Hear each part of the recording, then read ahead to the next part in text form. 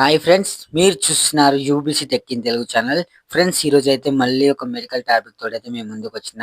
అదేంటంటే క్యాన్సర్ అంటే ఏంటని నన్ను చాలామంది అడుగుతున్నారు. సో, వాళ్ళ కోసం చెప్తున్నా. మీకు అర్థమయ్యే రీతిలో చాలా మందికి తెలియొచ్చు క్యాన్సర్ గురించి. బట్ కొంతమందికి తెలియదు కదా! ఆ కొంతమంది గురించే చెప్తున్నా. సో, క్యాన్సర్ అనేది ఏం లేదండి. దీన్ని తెలుగులో కర్కరోగం అని పిలుస్తారు. ఏమని? కర్కరోగం అని పిలుస్తారు. ఇది ఫస్ట్ ఆఫ్ ఆల్ శరీరంలో పుట్టిన కణం కొన్ని రోజుల తర్వాత చనిపోవాలి. మళ్ళీ కొత్త కణం పుట్టాలి. ఓకేనా?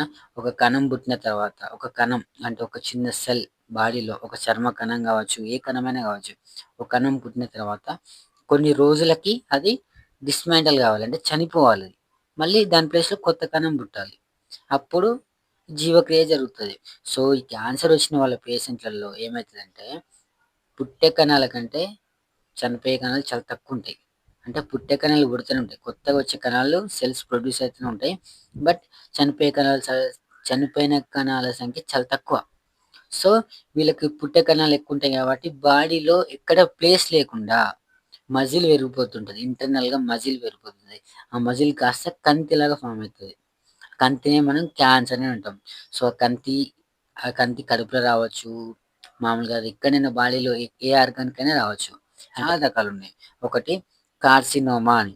ఇది ఏంటంటే ఎపిథీలియల్ సెల్స్‌లలో వస్తుంటది. మీరు చిన్నప్పుడు చదువుకొని ఉంటారు కదా! ఎపిథీలియల్ సెల్స్‌లో వస్తుంటది. అంటే నెక్స్ట్ ఇంకో క్యాన్సర్ వచ్చేసి సార్కోమా.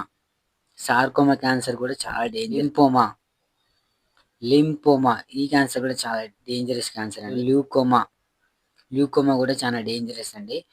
ఇవన్నీ మనకు రెగ్యులర్‌గా క్యాన్సర్ రకాలు. నెక్స్ట్ వీడియోలో క్యాన్సర్ టైప్స్ గురించి ఎక్స్‌ప్లెయిన్ చేస్తా. తప్పకుండా ఈ ఇన్ఫర్మేషన్ మీకు యూజ్ అయిందనుకుంటున్నా. తప్పకుండా లైక్ చేయండి, షేర్ చేయండి, సబ్స్క్రైబ్ చేయండి మన ఛానల్‌ని. జై హింద్.